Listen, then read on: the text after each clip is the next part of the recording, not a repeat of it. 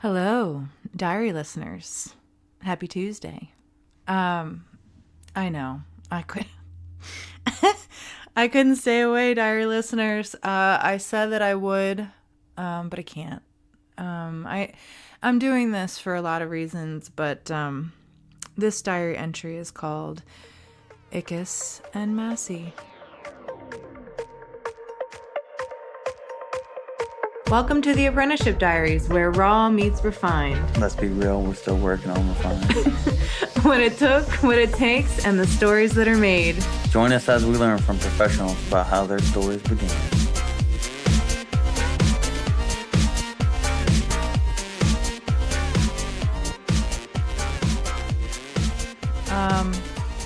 Because I needed to. I stopped podcasting for a lot of reasons, and not that my plate has gotten less full. In fact, I'm actively not doing a lot of things that I really need to be doing right now. But I had to timestamp this. I lost both my babies this year, and I don't have kids. I have my tubes tied, so they're probably going to be some of the only babies I ever have. And Massy being the last, she was a gift for 20 years. So that's a full-grown adult child. And, when you're in the thick of it and you're just helping someone live and assisting them, I don't think you can really see how you're going to feel until they're gone. And it really surprised me, guys, when my little girl finally passed. Really surprised me. Lots of guilt. Lots of things that my husband felt, I think, with our little boy at the end. I'm not sure. I don't know, because it's hard to say with Rico. He didn't have the full, and he's not here, so we can't get his feelings about it from him, but he didn't have the full experience of my cats. Ickus was about 16 and a half, and Massy was 20. I had all of those years, and he only got, I think, 7. So, and the personalities, guys, were so, Massy was subtle. Like, that's why I think it really hit me so hard when she was gone. I hope I don't start crying during this, guys, because it's emotional. It's emotional. And I love them so much. And the reason why I felt compelled to do this, on top of just wanting a diary entry, like a timestamp, and I felt like my babes were worth it, to break what I said I would do, and I have all year. I started this year saying, I wasn't going to do interviews. I was just going to do diary entries, and they were going to be personal. And then, of course, that got blown out the water, because as soon as you make declarations like that, like, people are trying to interview up the wazoo. And you just get derailed. And, I look at it as a God wink. I look at it as, just kind of rolling with it, like, why did God say no to that? Why is this being presented to me? And, let's run this for a second just to see, and, see what it yields. So I figured I'd end the way I started, which is, something personal, and wrap up this year,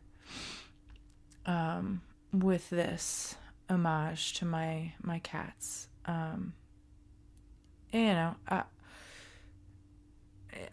I understand if you have kids, you might not, well, I don't know. it's different when you have kids, I would imagine, because they're kids. And, that's what you and your partner have created together, and the love that you feel for your children. Obviously, I have to let the people out there that are parents know that, like, clearly I understand that the love that you feel for your child is without compare. And to even equivocate it to the love of an animal, it can't be.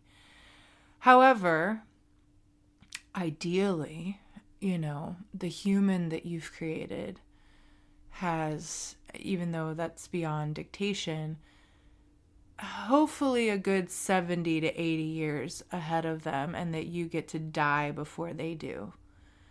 And amongst that time, get to experience their growth, maybe even their becoming a parent, and stepping into all different phases, and watching so many things be reveling in it from a different space and a different perspective, other than the space of what you had to do when it was your turn. Like, there's a joy in that. And I've experienced that as an aunt, like revisiting things that you were taught when you were little, and giving that to a kid, and watching their little faces light up when you give them that kind of awareness or knowledge, or you influence them. It's cool. It's really, really cool. And I know it's different. And, it being different is not, I think, any kind of measure to how potent the love is. I was just talking with Rico's friend Zach the other night, and he was getting very passionate about, how scientists discount animals and their communication because it's not written.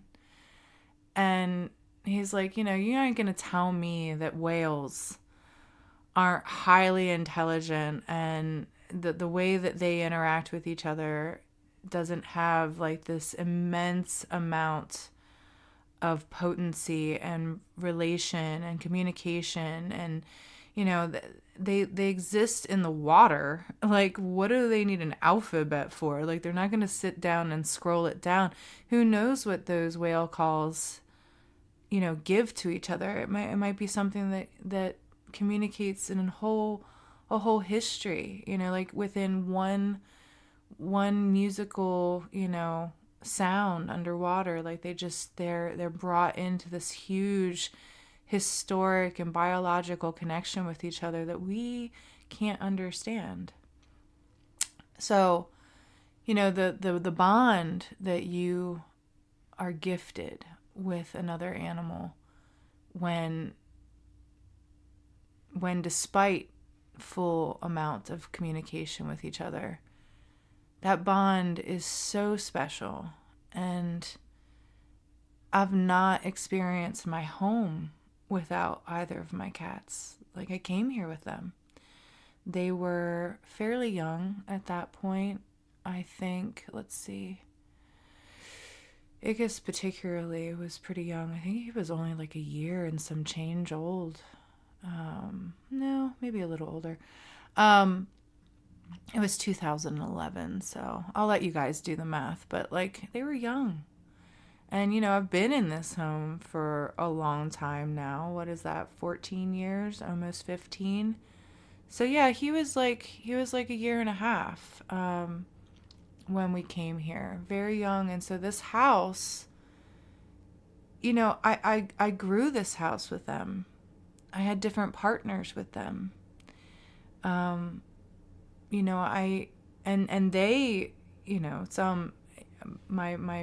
the guy that I bought this house with never liked Ickus, and it might be one of the reasons why I never wanted to continue things with him.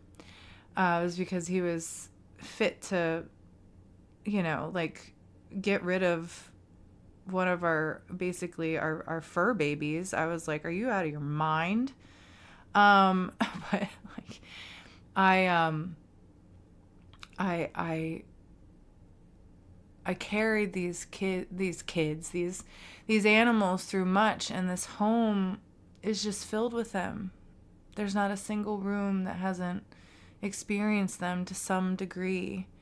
Maybe our laundry room, but they've even kind of crawled in there and been chased out. The only reason why we don't let them in there is because there's exposed wall that they could get in the ceiling with. So they weren't allowed in the ceilings for obvious reasons. But yeah, like there's not a place in this house that they haven't been a part of. And so after they passed, and they passed in the home, we had a vet. She's wonderful.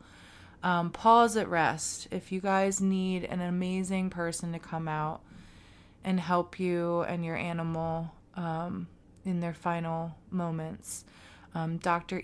Michelle Easter is unbelievable. Such a blessing, such a sweetheart. She's lovely. She was wonderful in leaving. She was like, I mean this without, I hope, offending you guys, but I hope I don't see you anytime soon, at least in this capacity, because, it's rough, man, and I can only imagine what it's like for her, but God bless her for the kindness that she offers to families who are having to say goodbye and are trying to not have so much pain. And when it's time, when it's done and it's just going downhill. And unfortunately, it never really feels super right.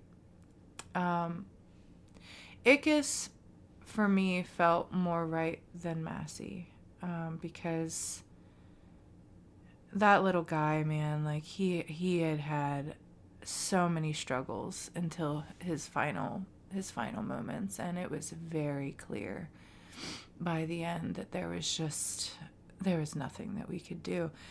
3 years before he died, the vet that saw him pretty much like gave him a death sentence, and like I was thinking about like all of that, but she gave me an alternative, which was to give him fluids and see what would happen. And of course, like if I could make my animals immortal, I would have, so I was like, yeah, dude, let me do whatever I can to help him. And just so y'all know, if your cat is experiencing kidney issues, getting IV fluids in them is it's just life changing. It's like liquid gold. Ickus lived another 3 years, and we had to give him fluids a couple times within that time because he'd have dips,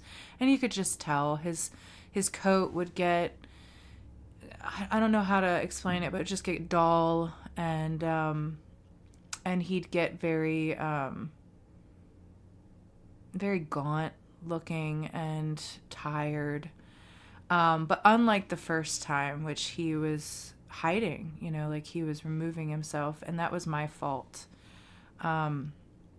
Unfortunately, I didn't know he was having such an issue, and he threw up all over this fur rug I have that is so unbelievably hard to clean, and it's white, and it was just piles of bile, and it was awful, and I couldn't help it, but I screamed at him because it was I was just like, dude, the most of my home, guys, is hardwood floors.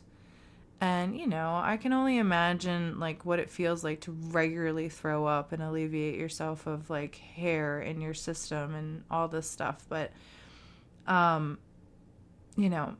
both my cats, of course, just would always throw up on things that was like, dudes, this is so hard to clean. Like, couldn't you have just thrown up on the freaking hardwood or on, the linoleum or any other place in this?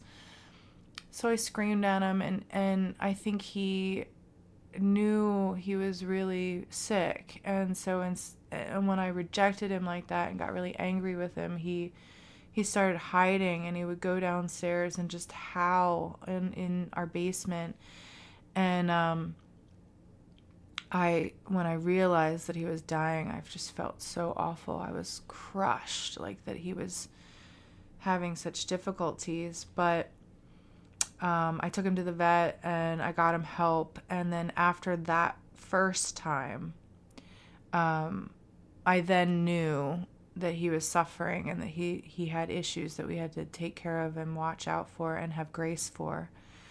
And at that point, he didn't hide anymore when he was having difficulty. He would come and get close to us, and he would trust us. And I would take days off work just to be with him, because, I never knew if it was his last moments, and the last thing I would want would be for him to die alone and in pain and suffer. So, at that point, I would just spend all day, like I would get down on the floor, then we would just hang out together, and we'd give him IV fluids, and I'd feed him and drink him, and, because I knew when he was struggling, it was really hard for him to get up and get himself to food. When their system gets low, they get really, like when their body isn't getting what it needs, they start getting delirious. You can just see it.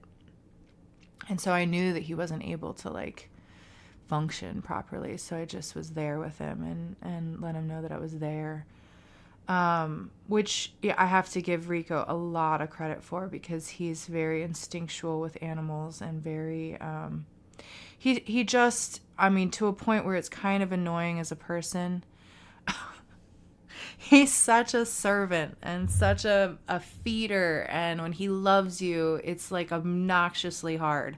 He just hammers you with love to the point where you have to be like, get off me, man, like stop it. It's kind of a lot, but like in moments where people really, really need it, he is amazing. And he knew that Ickus needed our help a lot, and we had to, basically set the house up and everything up to accommodate him and try to get him better and service him. So he taught me a lot in that, because, I grew up in a family with animals, and I think in a big way, a lot of the times when we would put an animal down,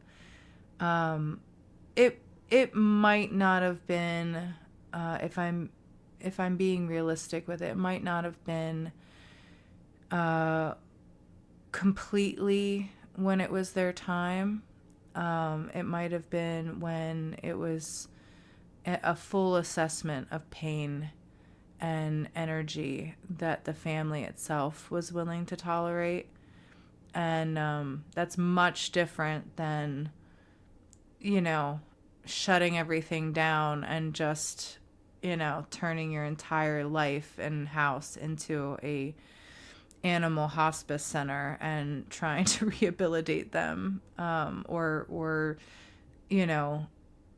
let them have as much time as physically possible, and really give them the ability to bounce back from really, really close to death. I think that sometimes it was just like, hey, we exist in a small house, there's only so many adults, there's kids that need to be taken care of. We can't leverage this kind of time and attention and energy for these animals.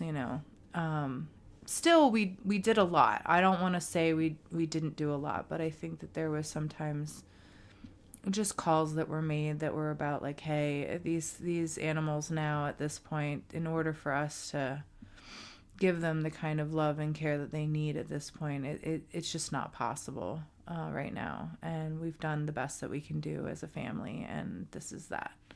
Which, in retrospect, thinking about my parents, both of them, and how many animals they did allow in our home and how much care they allowed in our home, I have to give them a lot of credit because they did allow for a lot of it, and they did allow for a lot of heartbreak, and they did make, ultimately, I think, some really tough calls that in the end I'm sure they had a lot more guilt about than any of us kids, because they had to, they had to watch us grieve, and they had to come to grips with what they needed to be and do as parents. So I can't imagine that. And in fact, that kind of factors into the beginning of me and Massy, because we had kind of like dabbled with these outside cats that we had around my parents' house, and my dad took an old play, like a tree house. It was a freestanding tree house. There was never a tree. It was just like a playhouse that he had built for us, and he took it off the stilts that it was on and took off the slide that he had built, and created this like little cat house, which we kept lit, and he did all this. He lined it with carpet, and wild cats had their litters out in there, and we'd feed them. Some got really friendly, and we'd bring them inside, and there was a couple that we kind of got attached to that, unfortunately, one of them got hit by a car, and that was devastating for me. And the other one just went missing, and he was quite great too. But like my mom and dad, made room for all of these things, and to my dad's credit, built, this whole house, and they paid for the electricity to, light it and heat it and all this stuff. And, if we had seen, I think, disease or anything like that, we never saw anything like that. If we had seen any disease, we probably would have caught them and had them checked out, but we never saw any problems like that. Unfortunately, cats that live outside, they don't last long. There's lots of predators that take out cats, and I don't think any of them ever got to the point where they were able to breed to such an extent that it was problematic around our house. I'm sure our neighbors hated us, but whatever. But yeah, Massy, I bottle fed. She was from an abandoned litter that was left in that house, and I had returned from one of the worst relationships in my life. My parents had to rescue me from the bad decisions that I had made with my life at that point. Drive, I think it's like 14 hours to Kentucky and just haul my ass back. And I had a dog with me at that time too that my mom and dad weren't too keen about adopting, but ended up being their favorite dog of all time. Well, I don't know of all time, but like Sheba was special. She didn't last long either. She was quite remarkable in the 5 years that she had. But in any event, I think I think me being back home in a very small rancher was about my parents' limit at that point. And like I said, they had welcomed a lot of animals into our home and cared for them along with us kids. And I think by the time this litter happened, my mom particularly was done. And she said to me at that time when I found them, she goes, "Come on, man, they're wild. If they die, they die. It's nature's way." Like, she was just over it. And I couldn't, it's not like I didn't have the, the resources or even the, I really should have focused on my own self at that point, but I couldn't. It was almost like finding out that you're pregnant out of nowhere and not being in any way in the kind of position that you should be in to take on that kind of burden, but just knowing that you have to do the right thing. And the right thing for me was like, I have to try to help these poor kittens. And so I did. And, against my mom's wishes, against everybody's, wants. I bought formula, I bought bottles. Every every so many hours we're up with these kittens, and I was successful. Only one of them ended up passing. And I think he was the reason why the whole campaign was abandoned by the mother cat. I mean, I don't know, because she never came back. I mean, it's very likely she could have gotten killed, and that's that. But there was a little, I'm sure it's a thing. There's a Down syndrome tiger out there. So he looked like he had Down syndrome, this little baby kitten, and I think he had a cleft palate or something like that, like some kind of thing that made him aspirate, or just he couldn't eat. And unfortunately he starved to death, but his last moments were in my hands. I was petting him and there with him, and he took his last breath in my hands. I called him Bob, because what about Bob? Same coming as going, like flip it up, turn it around. It's the same all the time. Little Bob. And he was the only one. There was 4 in total.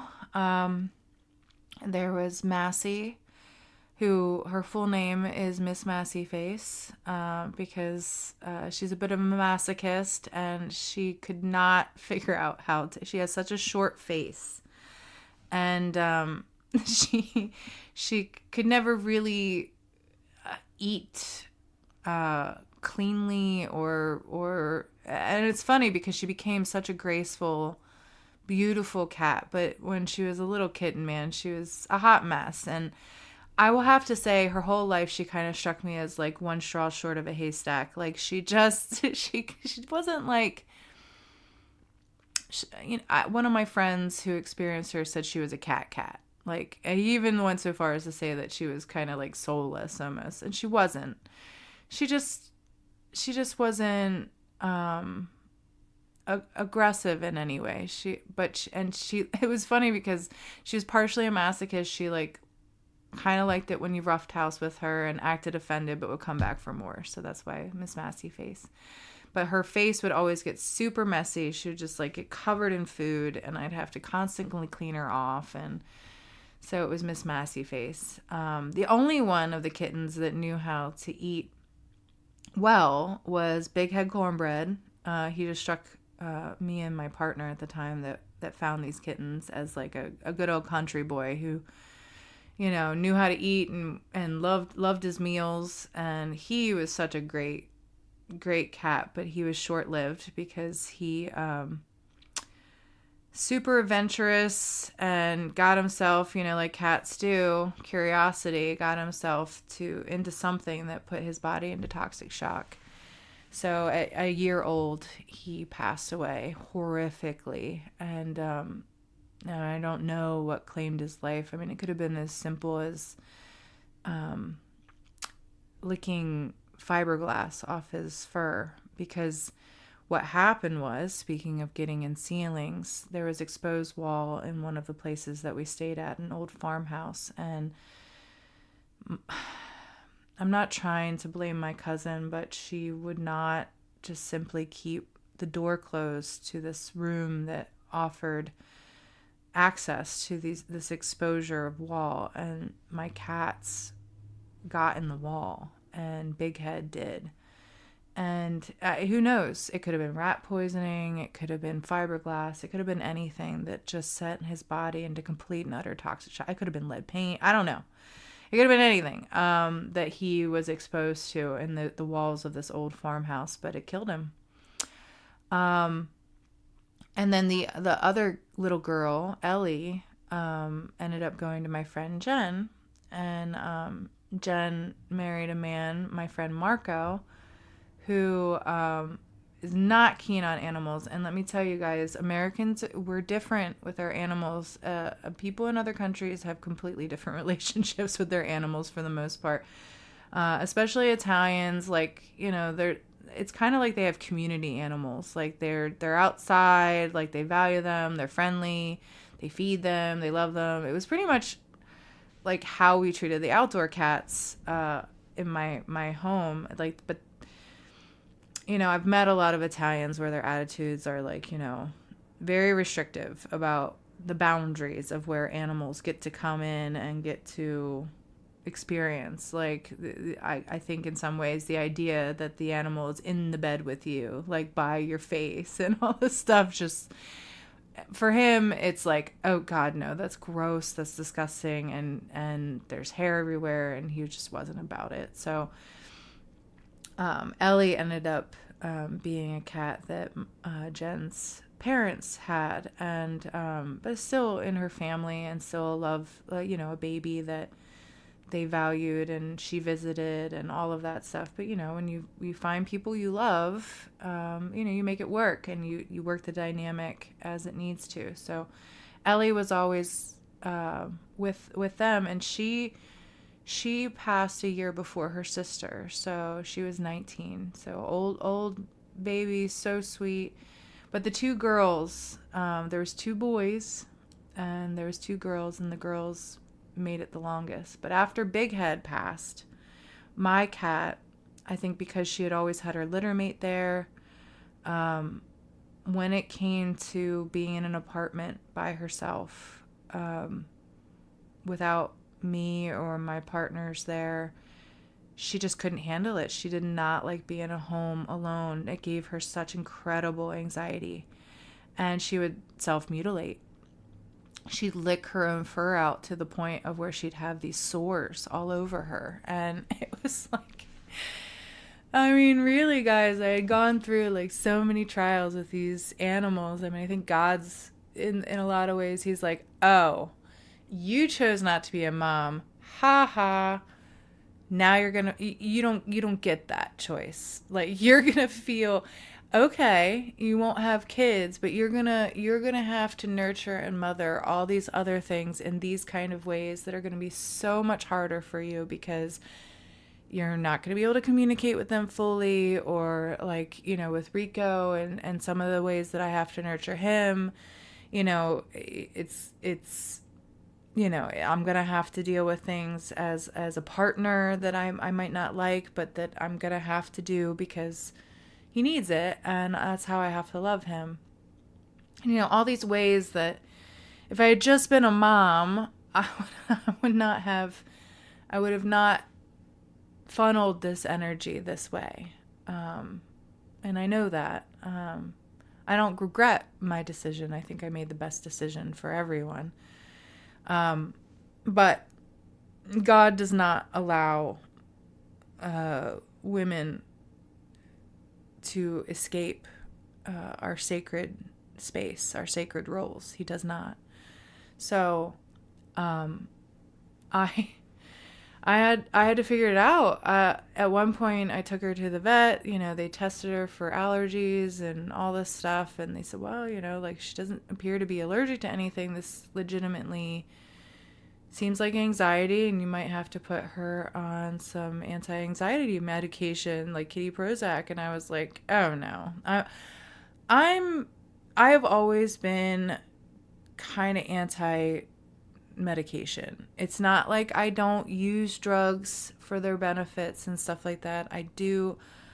I just don't want to use it as the first thing. Like, let's figure out this on a more holistic, level. Like, can I change other things that, will promote greater health, or, like, let's switch it up. Let's see what other things we could try. So I said to the vet, I was like, are you crazy? I was like, I'm gonna have to go on some emotional drugs before my cat. Like, what the hell, dude? Like, no, we'll figure it out. And so around that time, I think she was like 3.5-ish, kind of, whatever. We were troubleshooting a bunch of things. I had to give her antibiotics, which had to be oral, and they weren't something that you could put droplets in her water. And giving this cat pills, because her face was so smashed and little, she just wasn't having it, man. It was so aggressive. It was so hard. And I was like, I cannot be in a life cycle with this animal where I have to give her medication. She hates it so much, like I can't. So I was like, okay, well, we'll have to try some things. I tried holistic anxiety kind of sprays and all that stuff. But one day, a client, when I was still cutting hair, came in. She's like, oh, I found the prettiest kittens. They're black with, black with blue eyes. And I was like, well, they're kittens. All kittens have blue eyes. She goes, no, I think these are permanent. And I kind of rolled my eyes because I was like, no, maybe, but more than likely they don't have blue eyes. But she was like, do you need a kitten? And I was like, well, I don't need a kitten, but I think I'm going to go check them out because the only other thing I can think of to satisfy my one cat is maybe that she's just lonely. So, maybe this is a calling to go and get her a friend. I had 2 cats before her. I didn't want cats when I found her, but we're here now. And I was like, I got to troubleshoot this. And I'd much rather have 2 mouths to feed than trying to jam pills into one mouth that doesn't want it. So I went with my partner at the time, Adam, and Adam was wanting a dog. And I was like, motherfucker, I do not want a dog. Dogs are so much more, granted, I had a cat with anxiety issues who didn't like being alone. So, maybe a dog would have satisfied her. I don't know. But dogs just, the cost of them are so much more, what you have to do to manage them. I mean, Massy was an inside cat. Like, I could really regulate what she was exposed to. I didn't have to worry about, rabies and mites. She still had all of those vaccines, regrettably, that I had to do for her because they won't freaking see the damn animal without pumping them full of all this crap. It's just so dumb. But anyway, I get it, I guess. You got to look out for the physician, I guess, and if they get bit. But hell, dude, giving a cat. I remember when they were like, "Oh, she's due for her rabies vaccine." I was like, "She's 19, and I'm here with her because it's clear that it's a bladder infection."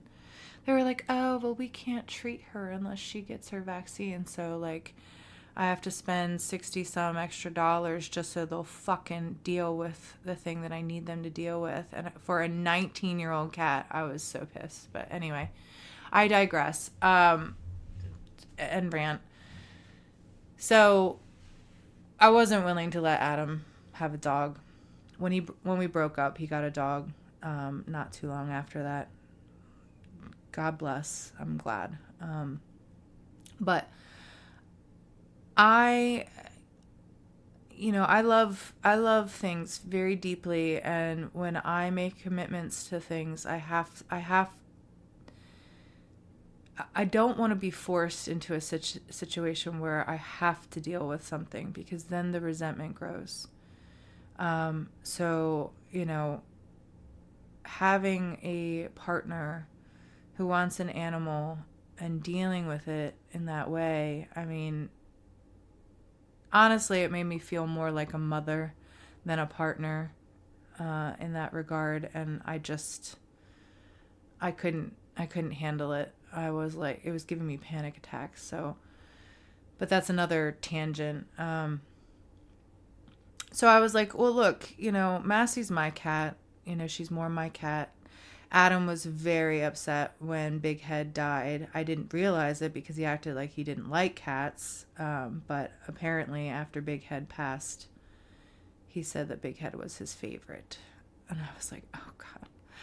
God, you had to take out his favorite. I mean, at that point, they were only a year old, so I loved them both. They were both my babies. But, at that point, there's so little time to really attach yourself. And I was in such a, I don't know, transient phase of life that having a lot of attachments and grounding with the animals anyway was hard to find. So it was just one chaotic thing after the next. So when Big Head passed, it wasn't like I wasn't sad or anything. I just was in that mode of like, I got to deal with it. And then when it was time to grieve, I couldn't, because then my partner is like falling apart and I'm having to soothe him. That was a whole thing. So I was like, all right, well, how about, because I don't want a dog, how about you pick out a cat? How about we get a cat? And, and that can be your cat. Well, we get there and we both agree that Ickus was the one. So we took him home and he had perfect personality. And I will say that Massy wasn't too hot about him right away. She was terrified of him. And he had no idea why. He was just like, what? I just want to play with you. Like, why won't she play with me? Like, why won't she hang out with me? But she was like, what is this little freaking turd doing in here? What is that? And she hid for like 2 weeks until she finally came out and like sniffed him and like interacted with him. But still, for most of their time, it was weird because it was hard to tell if they were close, but it solved my issue, which was that she was self-mutilating and creating wounds on her body. She stopped. As soon as Ickus came into the picture, she stopped. So problem solved. Not an issue. Adam never got close to Ickus. In fact, as I said earlier, he wanted to get rid of him at one point because Ickus. We found out later what the problem was. I found out later what the problem was. We had these covered litter boxes, and we had them because, we lived in an apartment when we first had these cats, and, space was smaller and we didn't want to stink up the whole place. Well, some cats, especially if they're a bit bigger, Massy, not big, but Ickus was a lot bigger than her, don't like, getting dirty or smelling a whole bunch of stuff, and they'll just reject going into a litter box that's covered. So he picked one bag of Adam's to pee on. And Adam just, I guess, loved this bag so much more than the cat. So he was like, we got to get rid of him because, he's peeing on things now and this is ridiculous. And he's like, I think it's spiteful. He picked the thing that's mine. He could tell that it's mine. He's peeing on things that are mine. And I was just like, what? That was one of many red flags, I think, that I should have seen before I walked into any more growth with Adam. But, I'm wiser now. And just to be graceful to Adam, we weren't right for each other. Adam's a good guy. He made a lot of concessions for me. He wanted a dog. He was trying to love this cat, even though he wanted a dog. And he wanted a whole bunch of things that just, I don't even understand why he was with me, because up top, I told him the way things were. And he, I guess, thought he would change me. I don't know how you can say you love somebody when you want to change everything about them, but whatever, man. But yeah, he just, every point of my life he would get jealous with, and this cat was no different. He would say things like, I think you love this cat more than you love me. And I'm like, are you for real, dude? Like, what the hell is wrong with you? I'm like, this cat, it's a cat. Like, I love it differently than I love you. He's cute and he's furry and he doesn't demand a lot from me, and he doesn't fucking piss me off and say stupid shit like that to me. So yeah, of course, in this moment, I prefer him. But it was just so dumb. And, of course, as soon as, all of this arose with Ickus. I solved the issue, took the top off the litter box, never peed on another fucking thing again. But, you know, of course, Ickus was a little narcissist. I don't know how else to put it. He was just all about himself, and he was so beautiful.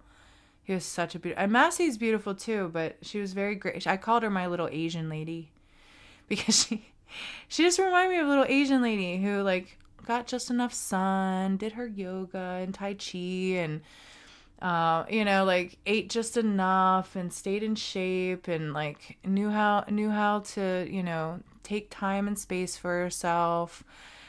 You know, demanded that people respect her, you know, boundaries. Like, it really, really was incredible how self-regulated. She was a little fierce huntress. Like, she was an unbelievable mouser. Just really a perfect cat. She was so graceful and so elegant when she wasn't mutilating herself. And so attached to me. Like, the one thing that she always wanted was nighttime stuff. Like, I had to face one way.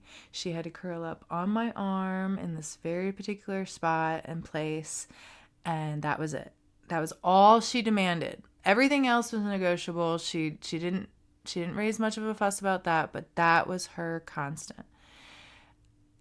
Until Ickus got hip to it, and then he started trying to muscle in and get there first, and he would bully her out of position because he was a dick like that. Like, it was all about him. He always had to be in the middle. He was like, Mom, I gotta be in the middle. Rico would come in, and actually him and Rico remind me a lot of each other. Just like, always gotta be in it, always be near me, always, like, you know, involved, and like just sitting in that energy and space, being close. And you know, Rico would sit on the toilet as I'd put on my makeup, and Ickus would jump on Rico, and then he would jump on the counter, and he'd be between us and just look up at me and have to be there while I put on my makeup. And he always, like, if I loved too hard on Rico, he'd get between us. And unlike Adam, Rico just thought that was the cutest thing in the world. He was just like, come on, buddy. Like, he would always get mad that the cats would sleep, you know, not in the middle. They wouldn't get between us. They would always be to my side. And he was like, why won't they get in the middle? Why won't they get in the middle? And I'm like, oh, you know, like, I don't know, babe, but like, that's a scary position for the cats to be in, you know, like, in the middle of both of us. Like, if either one of us roll the wrong way, I mean, that could really hurt them. And I was like, and you're a big dude. And I said, and also Rico has this thing where he doesn't know it, but when he falls asleep, his body twitches. It's very, it's probably a survival response, you know, like, if something touches his body, it moves and kind of like goes, get off me, you know, like, I'm sleeping. And it's just not cozy. Whereas I think I have a lot more calm to how I sit. Like, things are stiller, and I think my cats just appreciated that more. Not to mention, they know me forever. Like, know me the longest, trusted me. I had fought for them. Like, Ickus knew how much I loved him. We had this incredible bond. And then Massy, I bottle fed her. Like, I was her mom. Like, her and her siblings had just opened their eyes when I found them. So I was one of the first beings she ever saw, if not the first. And I was the one that fed her and brought her up. So I was her mother. So, like, the dedication to me was, like, incredible. And yeah, so, and I, you know, I guess the reason why I feel like I needed to leverage everything else I have to do, which one of them being a pet portrait for somebody else that had to say goodbye to their animal this year. I really need to get that finished. But, you know, I have tattoos to design, and I have all this stuff, but I have to before the year ends, put this out. Both Ickus and Massy died within 2 months of each other. Ickus was put to rest on September 30th. Both of them had the blessing of Dr. Easter, which I think is so funny because Easter is all about the resurrection and the promises of God and our eternity, our immortality. If we step into our faith. So I think that's even like a God wink. Sorry, friends. But yeah, Ickus left us, and I don't know, I was so ready with Ickus because he was in so much pain. So much pain, that poor guy. And it was wild because, like, yeah, he'd had all the other things that, like, would tip you off that it's close. I mean, he was skin and bones. He couldn't control his bladder or his bowels by the end. But that dude never gave up eating. He lived to eat. Like, he was eating to the end, man. Like, he was about it. And it was wild. It was wild. But I think also so much of his beauty had to leave him. It was really hard to watch such a beautiful, beautiful cat be reduced to what he was by the end. And we had to shave so much of him, and he had to have so many baths because he would get so, I mean, not to be too graphic, but his bowels, like his bowel movements were just these runny, messy things, and he had this long fur that, like, he could barely hold himself up. He was so weak, and so his tail would drag through these just like liquid poops. It was awful. One day I came home and he had gone everywhere in the house after having dragged his tail through this crazy amount of poop, and I had to wash like everything in my house. It was wild, guys. And he had such a beautiful tail. I have a last picture of him before I had to shave his tail and make it look stupid, but I had to. And when their fur isn't, the ecos of their bodies, like if they're going through anything, they're not able to clean themselves or anything like that. Their fur goes through this, like I said, it goes through this, like, it lacks the sheen and oils and stuff like that, so it starts getting matted and nasty. I mean, we had to shave so much of him, and so much of his beauty left him, and it was really hard. It was really hard to see my little boy go through that.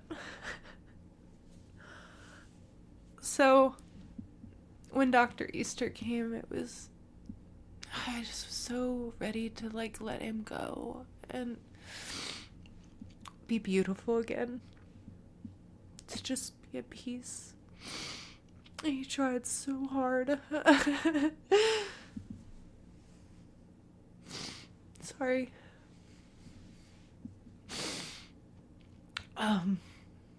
But it was different for Massy. Wild, guys, wild. I mean, I'm sitting here today because yesterday I was in the midst of doing commissions and gifts for Christmas, and all these people that I love and care about. I'm trying to make things for family, long requested things from family, and I'm always a crazy person this time of year because there's never enough money coming in, and there's always so much demand and pressure as a creative because, nobody really wants, I mean, maybe people like it when you give them things, but like the most special things if you are an artist is when they get a piece of artwork from you, but you can't do that for everyone every year. So it's really hard. And my family has grown since since I got married. I have not only Rico's dad, but his mom, and his siblings and all these people that I love now and that I'd like to give to. So it's hard. It's hard this time of year. There's a lot of demand on my heart and what I know I could produce, and everybody lets me off the hook at the end, but I just feel like I always fall short every single Christmas. And I know it's not about gifts or anything like that, but I truly, truly, truly hate the fact that I can't, I just can't produce like that for the people that I love the most. So, I was flipping through photos, trying to find the couple photos that I needed for this one commission. And I was just seeing photo after photo after photo of my cats together. And, Ickus was such a dick about food. He was such a food bully. And Massy hissed at him a lot. And he bullied her constantly, but they loved each other. They loved each other quite a lot, because I'm flipping through photo after photo, and I'd have to say that there's more photos of them sleeping together than not. Maybe it's just I only really felt the need to take a lot of photos when they were together. I don't know, but I just realized that, like, they loved each other. They loved each other so much. And the night that we put Ickus down, I think you guys know to this point, but that night we were walking upstairs. Massy had come downstairs when Ickus was put down and sniffed him, and we were really grateful of that, because we were like, okay, well, she knows that he's gone, so that's important. And she was fine. She was fine. And then when we walked upstairs to go finally sleep in our bed, because we had been downstairs on a futon for months with Ickus, and our whole house was just tarped because of these liquid shits that he would have. It was a lot, guys. We finally were walking upstairs to go sleep in our bed, and she is not fine. Like I think I've said on here before, she had a minor stroke. That's what we ended up kind of knowing it was. And she fell down like a few stairs, and she's so agile. Like, that's not like her. So, we knew that she had a stroke. I called her by the end, little Massy girl with the twirl. She always had these nicknames. Rico called her Baby Iorek, Byrnison. Baby Iorek Byrnison. Because she looked like she was grieved and armored, per her markings, the way that polar bear was from the Golden Compass. I called her my little burnt marshmallow, because she always had like this really annoyed resting bitch face. And she's super sweet, but like she always looked like a little singed and salty. But by the end, one of her last nicknames was Baby Girl with the Twirl, little Massy Girl with the Twirl. Because she would and it was always clockwise. It was like clockwise turns. It was always to the right, to the right, to the right, which is hilarious, because she always slept on my right.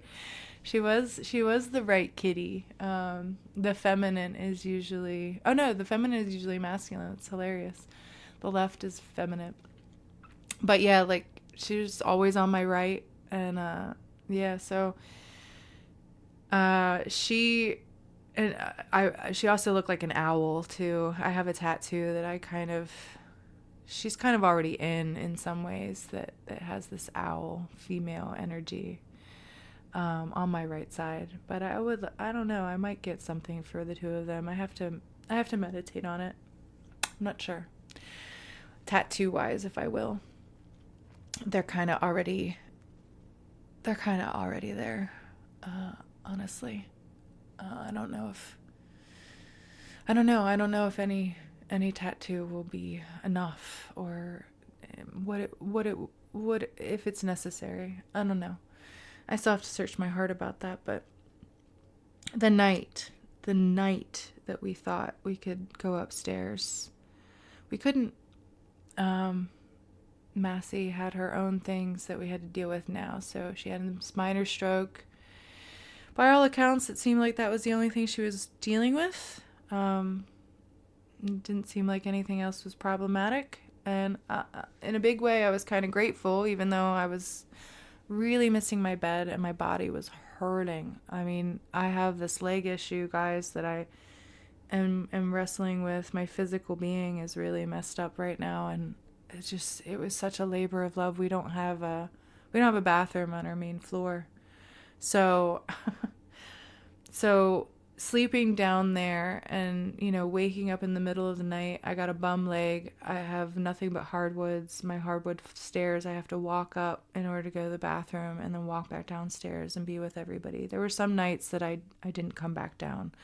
I didn't sleep in our bed. I slept in a bed because we have other bedrooms. So, but physically, it was a trial.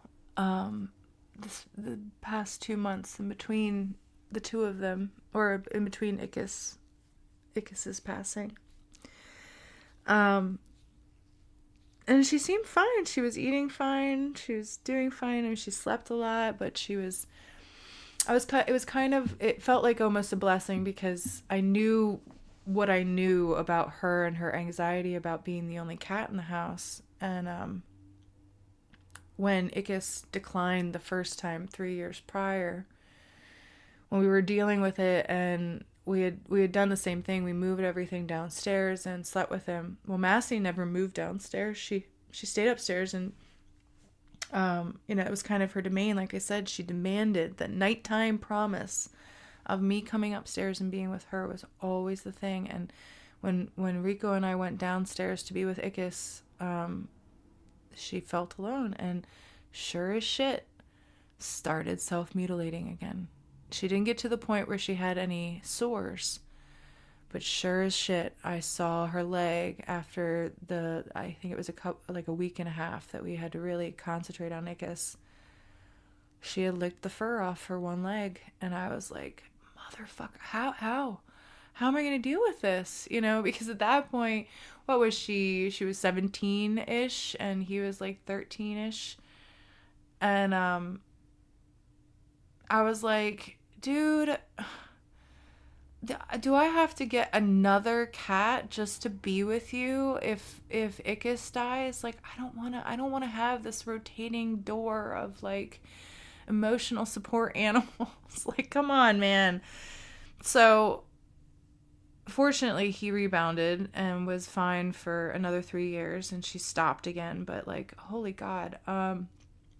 So I was grateful for the stroke because she was out of it. I don't know why, but she wasn't making eye contact. She could hear us kind of, but she was so disoriented. I think the stroke just took a lot of her orientation away, and she really just was healing.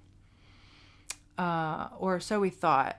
But then as her senses kind of started coming back, she was losing more and more mobility. Her back legs were not working for her properly. They weren't being restored.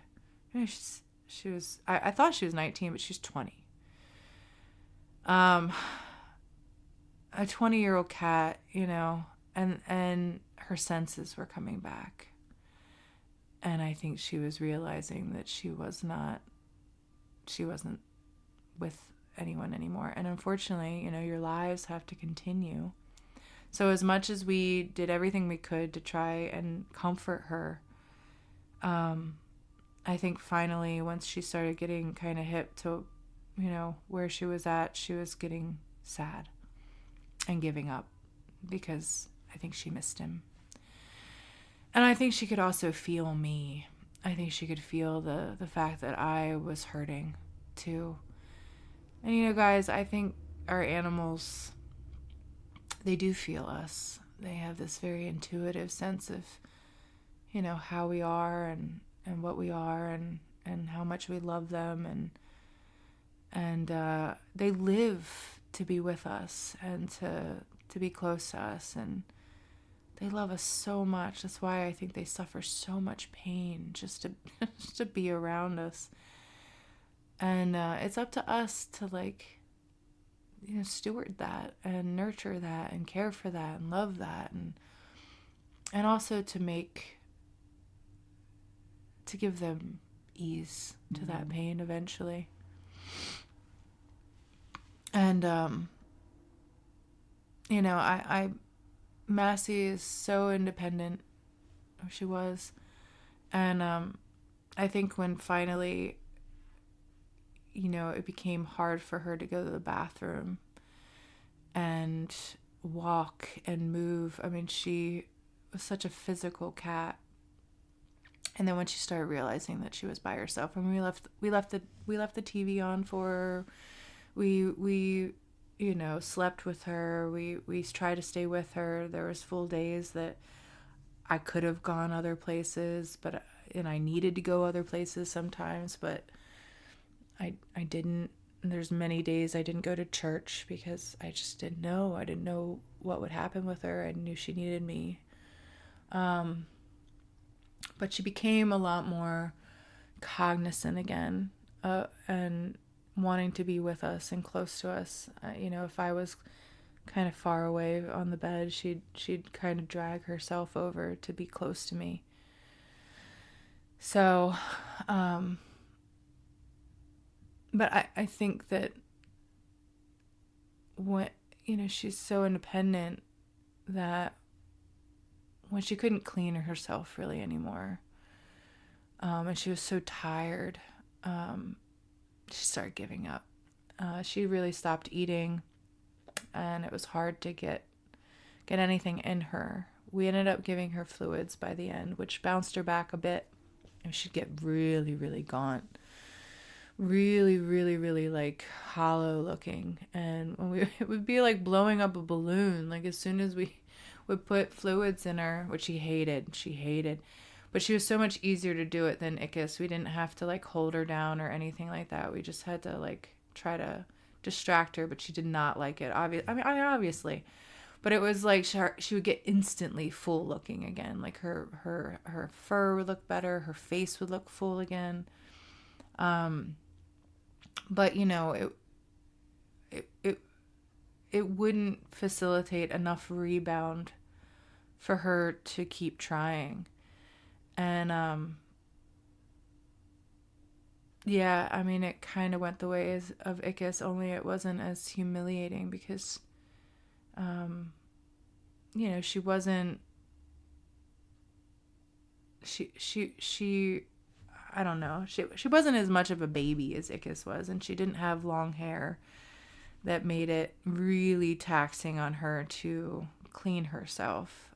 We did have to clean her a few times. I mean, the cat had never really had a bath until the very end of her life, and I felt so terrible. But she'd get poop all over her, and we'd have to clean her and things like that. But once they're incontinent and they can't hold their bowels anymore, then their pee, it's like, come on, you can't. What are we doing? And I think it would humiliate her. I think that she would feel really bad for like peeing herself and getting it all over her, and but at the same time, I know that she could feel me, and I know that I know she wanted to be close to me, but just it wasn't the same anymore. We couldn't do what we did anymore, and I think it was just progressively making her sadder.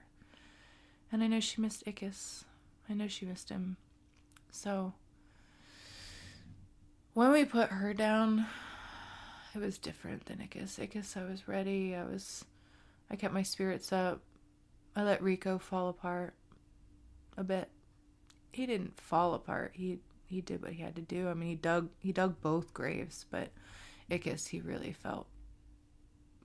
But when it came to Massy, that's when I really felt it. Cause in truth, she might have had a couple more days, but it was right before Thanksgiving, and I just didn't want to call the vet. You know, God forbid on Thanksgiving Day, and who knows if I'd even been able to. You know, like I didn't.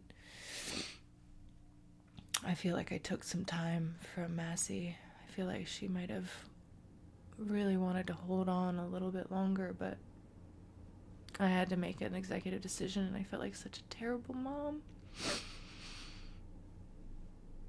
I know I shouldn't feel that way, but she was so perfect. I felt so awful. So awful. I felt like I gave up. And then it really hit me. Because then, even though she was, on the couch and really couldn't do very much, then coming home,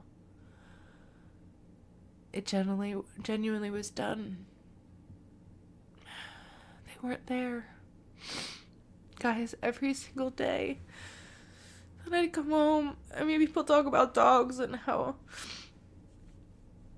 dogs are so, like they're in your face. Like they're so expressive and so emotive and so happy, when you're home. They're wagging their tails, they're barking, they're jumping, they're so excited.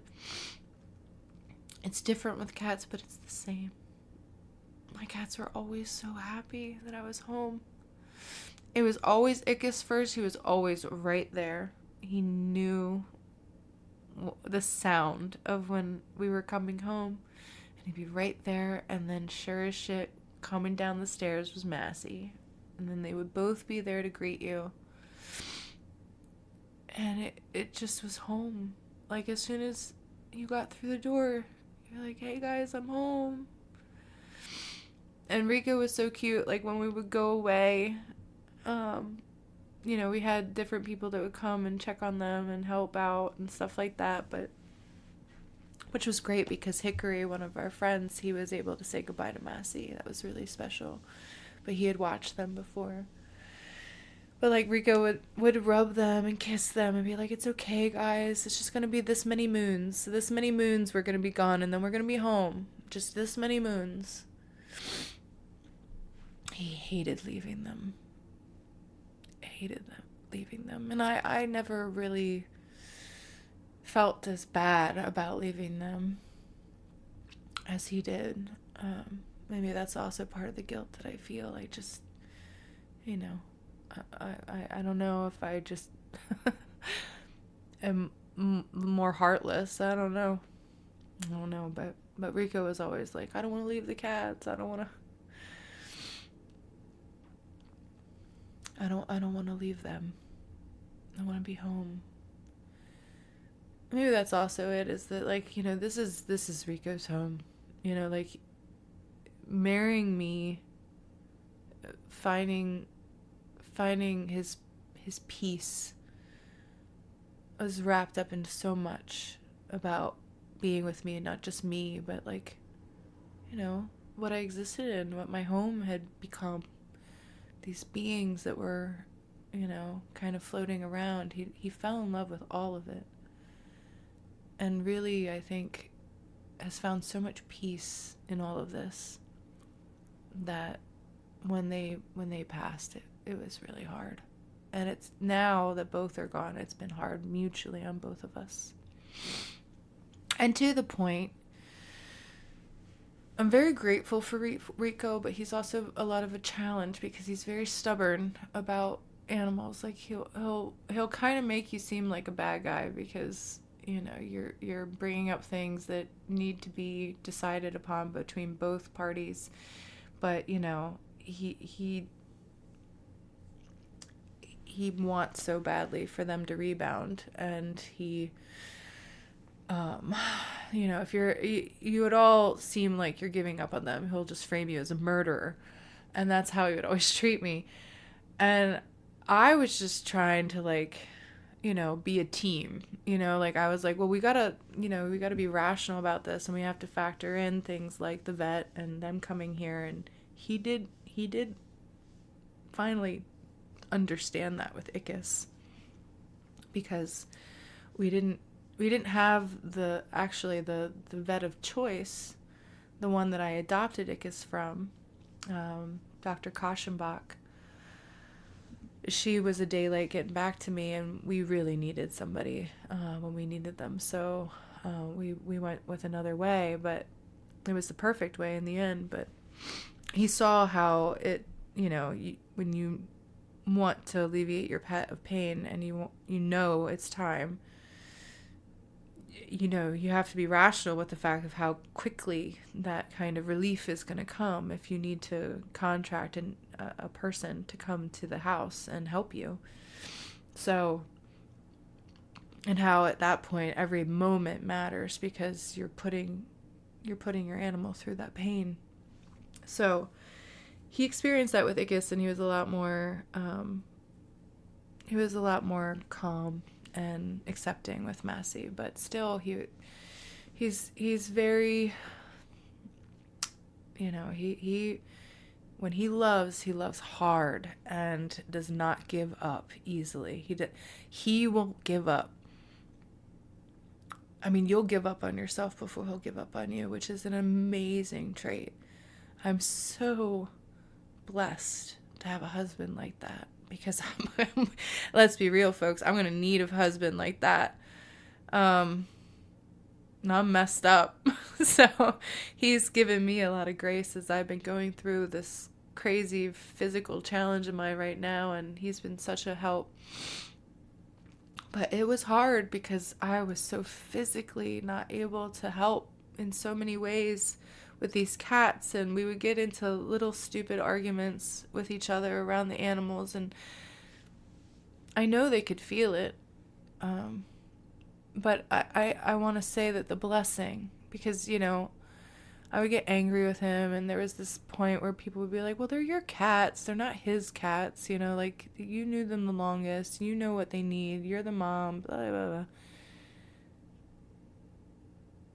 And I heard those voices, I did, and in some ways I gave space for them, but, this has all been such a lesson, a lesson in so much love. So much epic, epic, epic love. I'm so grateful, Lord. So grateful. I guess I just want to share with you, listeners, how it's affected me and my heart, and I think I owe it to these beautiful little beings that I just had such the pleasure of experiencing.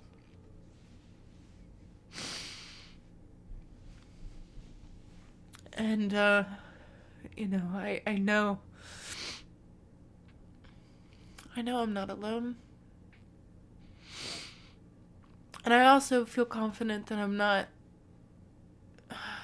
that they're still around, that I'll see them again. Love that pure. It doesn't end. It doesn't end. It can't end. I know it. And you're not going to convince me that there isn't something resembling a soul in those animals. If not just that maybe it's a part of my soul. That, maybe as human beings, because we're fallen, we don't have the full connection with God that we had before. So maybe what happened with our fall is that part of what we were that made us so divinely in God's favor and connected to God fractured, and it got dispersed out into the animals and into the world. Because the whole world changed once we fell. And I don't know, I feel like, I don't know, that there's just something divine and real about that connection that I felt to my animals, like something that went beyond anything. Like they were a piece of me, because I feel like a piece of me is gone now.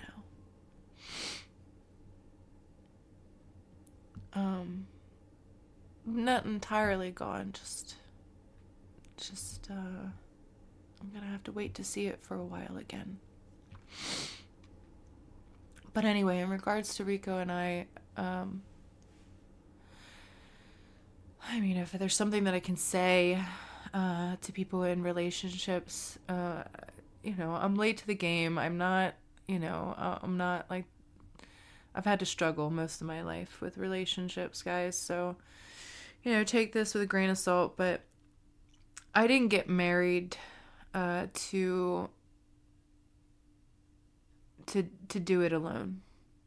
So as frustrating as I would feel with my husband in regards to saying goodbye to our animals and dealing with all of it, I wasn't going to take control away from him and make decisions without him, because that would have been horrific and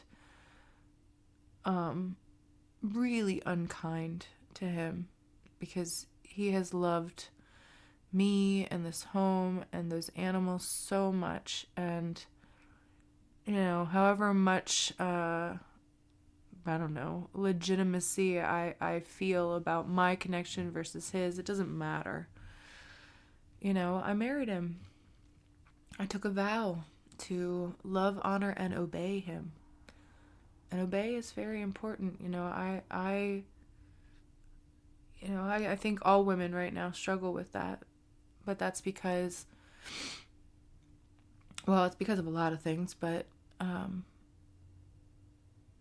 men in their vows are called to love us as Christ loved the church, which essentially means the willingness to sacrifice themselves. And when a woman agrees to obey her husband, it's with the acknowledgement that he has agreed to die for her. So it's very easy for me, I think at this point, to obey somebody that I know would die for me. And I know Rico would die for me. There's not a doubt.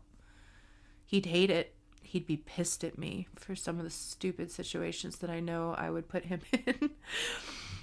But he would. I know he would. And so I couldn't, I could only be so frustrated, I guess, or angry at him. And, the whole thing had to be us as partners. It had to be. It could not be, any other way. It just couldn't be any other way. Couldn't. And, he really stepped up too, like in moments where I was communicating how much pain I was in. He stepped up. I mean, we would get a little nasty with each other, obviously, but we'd always come back to love and always focus back to the little beings that were suffering and at the heart of it. So it was,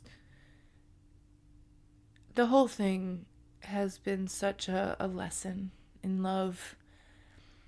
And I'm so grateful. Ickus and Massy, thank you. Thank you.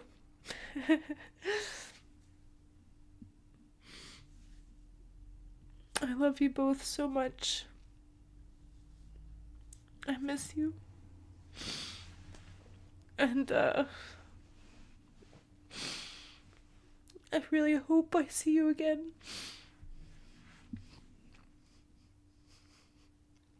The house isn't the same. And as Rico would say, we would have we'd do it all over again. And we'd do it for longer if we knew that you weren't truly just going. We saw your little bodies and we knew that it was just not gonna happen. But we would have kept sleeping downstairs, breaking our bodies for you. We would have. So again, listeners, I apologize for crying and getting very emotional. I hope it isn't too heavy for y'all to take in, but there's a lot of joy in these tears and gratitude. It's so beautiful. I have to make gravestones, like headstones for our 2 babies. Rico made these really cool makeshift ones where he like took a rock and scraped it into another rock, and right now that's their grave markers, but they're on my parents' property now, along with the other babies that my parents have had, 3 boxers. So they're with the boxer babies. Sheba's there. I wonder if Massy remembers Sheba. I'm not sure, because I think they were around each other at that time. But in any event, listeners, if you can, I guess, do me a favor, just love your pets. Be so grateful for them. Love each other a lot and realize that nothing is certain as far as time. And when you're faced with something difficult, imagine the worst case scenario and what you can live with beyond that point. If you can live with the decisions that you've made, and try not to, I guess,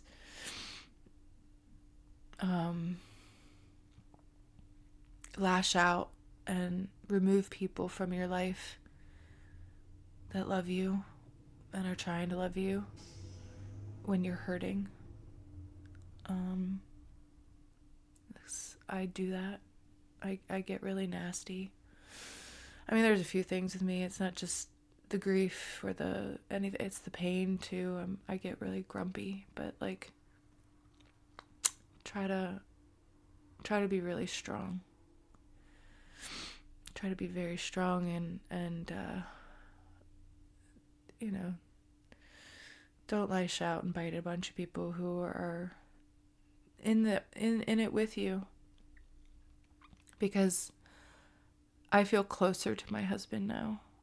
I feel we can take on anything. We both, fortunately, are in the same place about having animals at this point where we need to heal. And Rico says never again with cats. I don't say never. I just want it to be as organic as it was with Ickus and Massy. You know, I didn't plan. I didn't plan for any of it. But God moved it to happen and willed it. And if it happens again that way, I will embrace it and I will rise to the occasion and do the right thing. And I know Rico will too. And we'll do it together, which will be really special. And, you know, I don't know how many animals will be in our future, but what I will say is that, I understand who my husband is in terms of everything that he loves and whatever he puts his heart and mind to. And, it's an amazingly beautiful thing to see. And it's very rare. He's a very, very rare human that I feel very honored to be his wife. And, I'm just so grateful to God. He's blessed me so much. So love your pets. Love your partner. Yield. Continue to find humility. Let God in. Ask God. Wait on God. Pray. carry your cross, whatever it is, because it's that suffering. It's the path to salvation, folks. I don't know what else to tell you, but it is. And I listened to a very beautiful clip that Jim Carrey put out, or that was put out with Jim Carrey, and he said, there's two choices that you can choose. Either the path of resentment, which I have been down so many times. And believe me, it just leaves you wanting and unfulfilled and lonely and bitter and nasty and ugly and all of those things. And it gives you this false sense of security and power and control and all this stuff that is not true at all. Or you can go down the path of forgiveness. And within the path of forgiveness, you find grace and gratitude and just all this beauty that you never thought was there, that you never could have seen if you had chosen to be bitter. And that, just a call to the biblical sense, that's what God talks about in the Word when he says that a heart has hardened. When a heart hardens, it blocks out God. It blocks out grace. It blocks out forgiveness. It blocks out reason. And so I guess, friends, keep your heart soft, malleable, flexible. Allow yourself to feel. Care about the things that matter most to you. And if you're going to say fuck off to anything, have it be to people who make you feel guilty for what you care about. Because they have no right. Those are people who are trying to take from you and manipulate the situation. But going down the fuck it path of not caring, that's not a good route. Trust me. It doesn't afford you any of the things that you want, really. It just gives you this comfy place of, I guess, feeling like you are in control. But it doesn't afford you anything, and it doesn't grow anything, and it doesn't challenge anything. It's just stagnation and bullshit, really. And no matter what people see, because I've had people in those states of my life think that I was strong or whatever, or on top of things, whatever.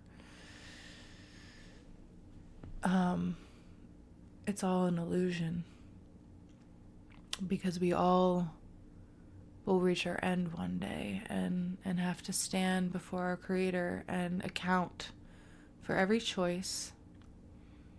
And when you choose to walk away and decide that, it doesn't matter, and you make those justifications, don't think that that's not going to be something brought up again.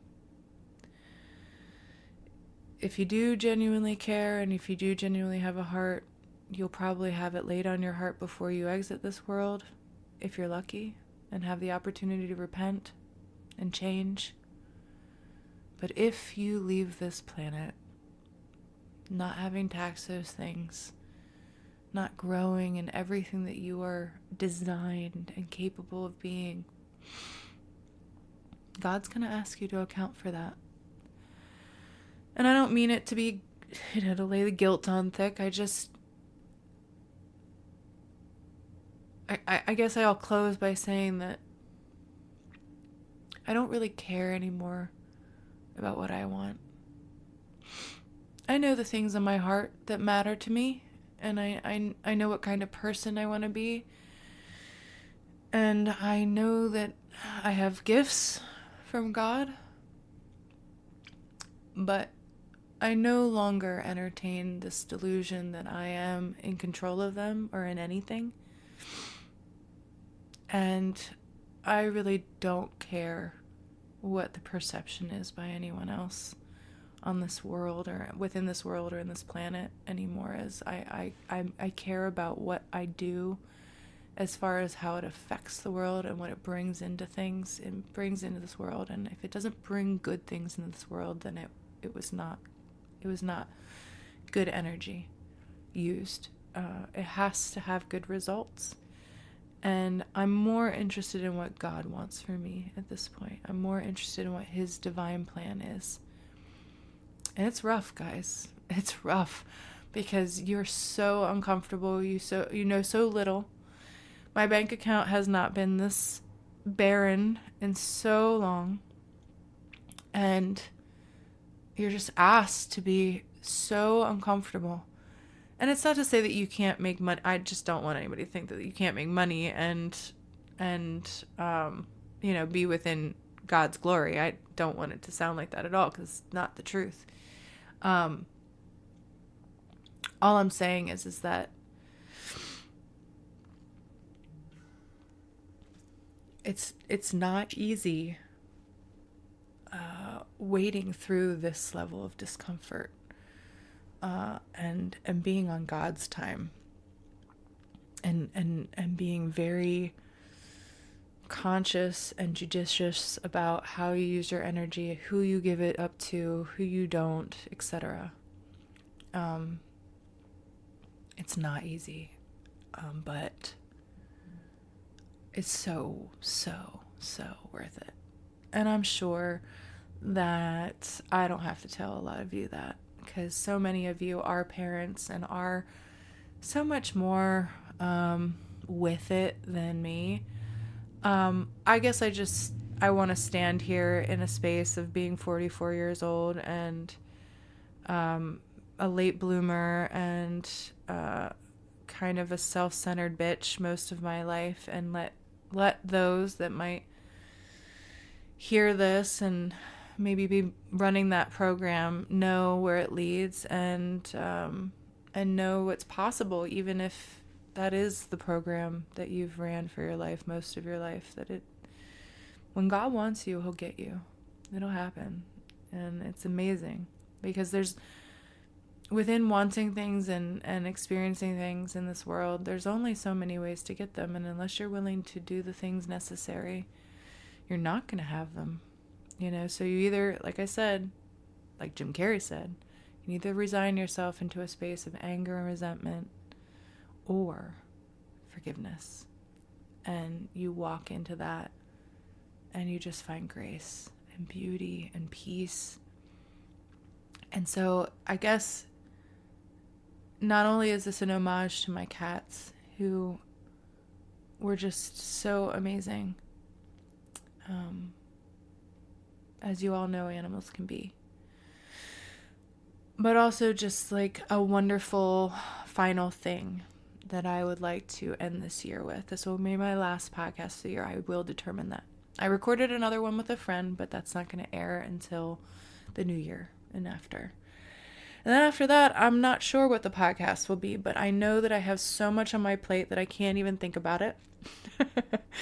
A lot's popping off. Friends, I'm sorry that my IG page has been kind of stagnant, and I appreciate all the grace that everyone has given me, the world around. I just hope I can keep the hype up and keep the energy up and all of this, but please continue to pray for me. I will continue to pray outwardly towards all of you. Hopefully, now that, things, hopefully at the end of the year, like some things will free up and I'll be able to actually see some of you. Like I've not traveled. I've not done anything this year. 2025 can kiss my ass.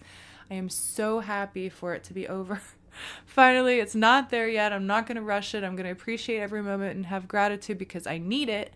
I need to finish some of the stuff that's on my plate right now. I'm trying to open up this art studio. So if y'all could just keep the prayers coming, I will keep them coming to you. We can all do this together, but I can't commit to much, folks, but I just want y'all to know that no matter what, I love you. I love you, and I am going to keep investing in being a better, lovely person as I move forward, no matter what I do with any of the things I have. That's my highest goal, is to walk with Christ, to be more like God. And that's my goal. So, God bless you all. Have a very, very powerful rest of this year. Make it count. And I will catch you in 2026. Love you, listeners. Later.